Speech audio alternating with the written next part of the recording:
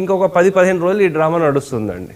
Right. ఒకసారి విజయకృష్ణ గారి దగ్గరికి వెళ్దాం. విజయకృష్ణ గారు, ఇప్పుడు ఇంతకీ ఎవరు అసలైన శివసేన అనేది దాని మీద క్లారిటీ లేదు. అంటే మీగ్గా మీరు భావిస్తున్నారు ఏది ఏక్నాథ్ షిండే బాల్ ఠాకరేకి అసలైన వారసుడు, ఆయన మరాఠావాదానికి, ఆయన హిందుత్వానికి ఈయనకి బ్రాండ్ అంబాసిడర్ అని మీరు చెబుతున్నారు.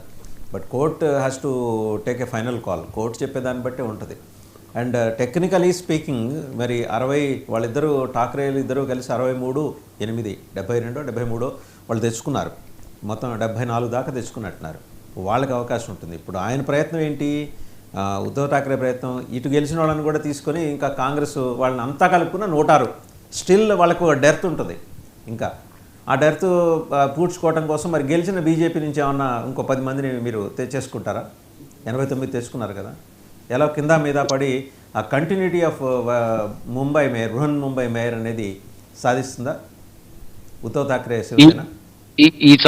అనేక తిమిరాన్ని కేవలం ఛేదించేది జ్ఞానము, ఆ తర్వాత వెలుగు మాత్రమే. అలాగే ఈ కాలయాపనలో ఎన్నో సందేహాలు ఉంటాయండి. ఖచ్చితంగా అక్కడ ఉండేది మహాయుతికి సంబంధించినటువంటి మేయరు, అది కూడా హిందూ మరాఠీ మేయరు.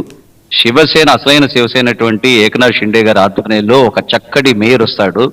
అక్కడ ముంబైని ఏ విధంగా అభివృద్ధి చేయాలి, తర్వాత అక్రమ వలసదారులైనటువంటి రోహింగ్యాలకు, ఆ తర్వాత ముఖ్యంగా బంగ్లాదేశీ జిహాదీలకు కాంగ్రెస్ ఇవాళ 8 సీట్లు ఏఐఎంఐఎం గెలుచుకుందండి. ఇవాళ దేశ రక్షణే కాకుండా ముంబైని రక్షించుకోవాల్సిన బాధ్యత మనది. మీకు తెలిసిందే 75,000 కోట్ల రూపాయల బడ్జెట్. మన ఆర్థిక రాజధానిలో ఉన్నటువంటి ప్రతి పౌరుడిని రక్షించుకోవాలి. అలాగే అక్కడ ఉన్నటువంటి విదేశీయుల్ని తరిమేస్తానని కూడా మన దేవబాబు గారు అయినటువంటి దేవేంద్ర ఫడ్నవీస్ గారు అక్కడ వాగ్దానం చేయడం జరిగింది. ముఖ్యంగా మీరు తెలుసుకోండి, ఎలక్షన్ కమిషన్ ఒక రాజ్యాంగ సంస్థ.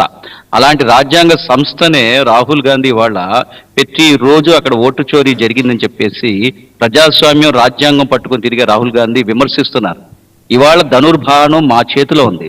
రాజకీయంగా ప్రజలు ఏంటంటే కొన్నాళ్ళు ఒక పార్టీ వైపు ఇంకో పార్టీ వైపు తిరుగుతారు. మీకు అసెంబ్లీలో ముఖ్యంగా మీరు చూసినట్టయితే అనేక నియోజకవర్గాల్లో బీజేపీ మరియు శివసేన వైట్ వాష్ చేసింది. కేవలం 30-40 సీట్లకి ఈ జిహాదీ కాంగ్రెస్, ఆ తర్వాత ఈ ఎన్సీపీ వీళ్ళందరూ పరిమితం అయ్యారు. ఇప్పటికి కూడా శివసేన వచ్చేసి ఎవరైతే బాలాసాహెబ్ ఠాకరే గారి హిందుత్వాన్ని, అట్లాగే వారి ప్రియ శిష్యుడైనటువంటి ఆనంద్ దిగే థానేలో జిహాదీలు హిందువులపైన అత్యాచారం చేస్తుంటే రక్షించుకోవడానికి ఒక మహిళ దిగితే అప్పటి నుంచి ఒక సంఘటనగా జరిగి ఛత్రపతి శివాజీ గారు ఏ విధంగా అయితే హిందవీ స్వరాజ్యాన్ని దేశమంతటా స్థాపించాలని యోచించారు, అదే ఇవాళ హిందవీ స్వరాజ్యం యొక్క విజయం సాధించింది. మరాఠీ మానుస్ అంటే కేవలం మరాఠీ భాష మాట్లాడేవాడు కాదు, హిందూ ధర్మాన్ని గౌరవిస్తూ భారతదేశం తన తల్లిగా భావిస్తూ అనేక భాషల్ని ఆకలింపు చేసుకుని ఏ ఖడ్గమైతే శ్రీశైలంలో అమ్మవారు ప్రసాదించిందో ఆ ఖడ్గంతో ఈ జిహాదీలు నరికి హిందూ స్వరాజ్యం స్థాపించినటువంటి ఛత్రపతి శివాజీ ఆశయాలతోనే ఇవాళ ఈ ముఖ్యమైనటువంటి ముంబైలో ఈ పాలన అవకాశం ఇచ్చినటువంటి ప్రజల్ని చక్కగా చూసుకుంటూ అక్కడ రాజకీయ సమీకరణాలు కూడా మేమందరం 2029కి దృష్టిలో పెట్టుకొని మహారాష్ట్రలో